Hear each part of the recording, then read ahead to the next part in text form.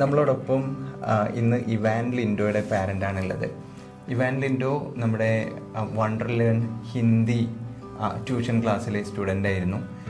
Ivan ലിൻഡോയുടെ അമ്മ നമ്മളടുത്ത് ക്ലാസ്സിൽ ജോയിൻ ചെയ്തിട്ടുണ്ടായിരുന്ന അനുഭവങ്ങൾ ഷെയർ ചെയ്യുകയാണ്. സോ ഞാൻ അമ്മയിലേക്ക് വരാം. എൻ്റെ പേര് സവിത ലിൻഡോ. മോന് ഹിന്ദി ആയിരുന്നു പാട്. ഹിന്ദി അവൻ ഒന്നിന്നും രണ്ടിന്നൊക്കെ അക്ഷരങ്ങൾ അവന് അറിയാമെങ്കിലും ഇടയ്ക്കുന്ന് നമ്മൾ അക്ഷരങ്ങൾ നോക്കിക്കഴിഞ്ഞാൽ ആൾക്ക് കൺഫ്യൂഷൻ ആകാമായിരുന്നു. അപ്പം 3ാം ക്ലാസ് പകുതി ആയി കഴിഞ്ഞപ്പോഴേ ആൾക്ക് ഭയങ്കരമായിട്ട് ബുദ്ധിമുട്ട് എനിക്ക് ഫീൽ ചെയ്ത് തുടങ്ങിയായിരുന്നു. അപ്പം 3 കംപ്ലീറ്റ് കഴിയട്ടെ എന്നോർത്ത് വെക്കേഷനാണ് എൻ്റെ ഫ്രണ്ട് വഴി ഞാൻ ഈ ഇൻസ്റ്റിറ്റ്യൂട്ടിനെ കുറിച്ച് അറിയുന്നതും ജോയിൻ ചെയ്യുന്നതും. ജോയിൻ ചെയ്ത് 2ാമത്തെ ക്ലാസ്സോടുകൂടി എനിക്ക് മനസ്സിലായി മോന് ഭയങ്കരമായിട്ട് ഹെൽപ്ഫുള്ളാണ് ക്ലാസ് എന്ന്. കാരണം അവർ നമ്മൾ ഒന്നേന്ന് തുടങ്ങുക എന്ന് നമുക്ക് പറയാം. കാരണം എനിക്കത് പെട്ടെന്ന് മനസ്സിലാവും. ഞാനും ടീച്ചർ ഫീൽഡിൽ ഒരുപാട് വർഷം ജോലി ചെയ്ത ഒരാളായതുകൊണ്ട് എനിക്കത് പെട്ടെന്ന് മനസ്സിലായി. പിന്നെ അവർ പഠിപ്പിച്ചത് അക്ഷരങ്ങൾ, സ്വരാക്ഷരവും വ്യഞ്ജനാക്ഷരവും പഠിപ്പിച്ചു. ആ സ്വരാക്ഷരവും വ്യഞ്ജനാക്ഷരവും ചിഹ്നങ്ങളില്ലാണ്ട് അക്ഷരങ്ങൾ വെച്ച് കൂട്ടി വായിക്കാനാണ് ആദ്യം പഠിപ്പിച്ചത്. അതിൽ നിന്ന് വലിയ വലിയ അക്ഷരങ്ങളിലേക്ക് എത്തിച്ചു. ഒന്നരാട് ഇടവിട്ടായിരുന്നു ക്ലാസ് അറ്റൻഡ് ചെയ്തത്. ഒരു ദിവസം ക്ലാസ് ആണെങ്കിൽ ഒരു ദിവസം ഹോംവർക്ക്, അങ്ങനെയുള്ള രീതിയിലായിരുന്നു ചെയ്തത്. ആൾ ചെയ്യാൻ ഇച്ചിരി മടിയാണെങ്കിലും പഠിക്കാനുള്ള താല്പര്യം കൊണ്ട് ഹോംവർക്ക് കറക്റ്റായിട്ട് ചെയ്യുന്നുണ്ടായിരുന്നു. പിന്നെ അതിൻ്റെ ഇടയ്ക്ക് കൗൺസിലിംഗ് കറക്റ്റ് കിട്ടിയിട്ടുണ്ട്. അത് ഒരു നല്ലൊരു ബെനിഫിറ്റായിരുന്നു അവനെ സംബന്ധിച്ച്. കാരണം സ്ക്രീനിങ് ടൈം ഭയങ്കര കൂടുതലായിരുന്നു ആൾക്ക്.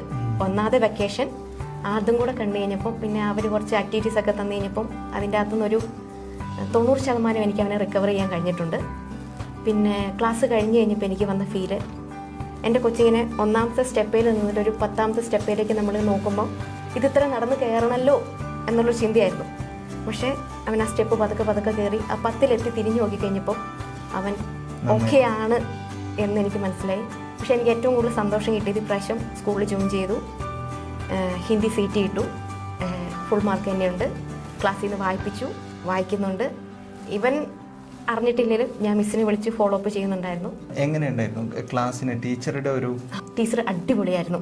അടിപൊളി എന്ന് പറഞ്ഞു കഴിഞ്ഞാൽ ഇവൻ്റെ കൂടെ എനിക്ക് ഹിന്ദിക്ക് ഇച്ചിരി ബാക്കോട്ടായിരുന്നു ഞാൻ. അപ്പം ഞാൻ വിചാരിച്ചു എന്തായാലും ഇവൻ ക്ലാസ് അറ്റൻഡ് ചെയ്യല്ലേ, ആ കൂട്ടത്തിൽ ഞാനും ഇവൻ്റെ കൂടെ ഇരുന്ന് മിസ്സൊരു 1000 വട്ടം പറഞ്ഞിട്ടുണ്ടാവും ഇവാനെ ഇതാണ് ചിഹ്നം. അവൻ പിന്നെ ചിഹ്നം മാറ്റി. എനിക്ക് കുറേ കഴിഞ്ഞപ്പോൾ എനിക്കിങ്ങനെ ദേഷ്യം വരാൻ തുടങ്ങി. പക്ഷേ ആ മിസ്സിൻ്റെ പേര് ഞാൻ മറന്നുപോയി. എന്നാലും മലപ്പുറം ജില്ലയിൽ നിന്നാണ് മിസ്സ് ക്ലാസ് അറ്റൻഡ് ചെയ്തത്.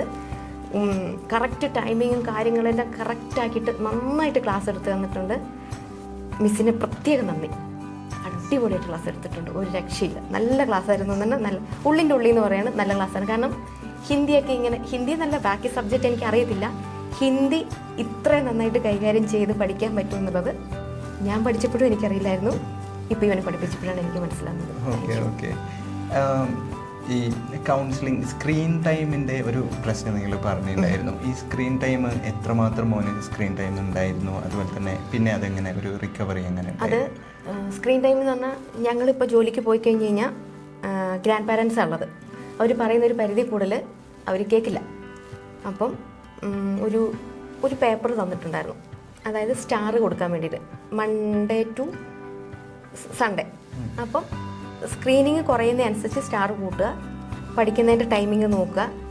അപ്പം 2 മണിക്കൂറാണ് അവന് സ്ക്രീനിങ് കൊടുത്തത്. ആദ്യം ഇതൊക്കെ ഫോളോ ചെയ്യിച്ചിട്ട് ബുദ്ധിമുട്ടുണ്ടായിരുന്നു. പിന്നെ ഇപ്പോൾ അത് 2 മണിക്കൂറിലേക്ക് കറക്റ്റ് എത്തി. ഞാനിങ്ങനെ വിളിക്കാൻ തുടങ്ങി. പിന്നെ സ്റ്റാർ വേണമെങ്കിൽ സാറിന് സ്ക്രീനിങ് പഠിക്കാം, ഇല്ലെങ്കിൽ ഞാൻ സ്റ്റാർ എടുത്തില്ല. ആദ്യത്തെ 2 ദിവസം ഞാൻ സ്റ്റാറൊന്നും ഇട്ടില്ല. പിന്നെ ആയി കഴിഞ്ഞപ്പോൾ ആൾക്ക് മനസ്സിലായി ഇത് മുന്നോട്ട് പോകത്തില്ല എന്ന്. അപ്പോൾ പിന്നെ സ്ക്രീനിങ് കുറച്ചു. കുഴപ്പമില്ല, ഇപ്പോൾ പല ലെവലിൽ അങ്ങനെ പോകുന്നുണ്ട്. കൗൺസിലിംഗ് അടിപൊളിയായിരുന്നു. ഇവൻ പ്ലീസ് ജോയിൻ.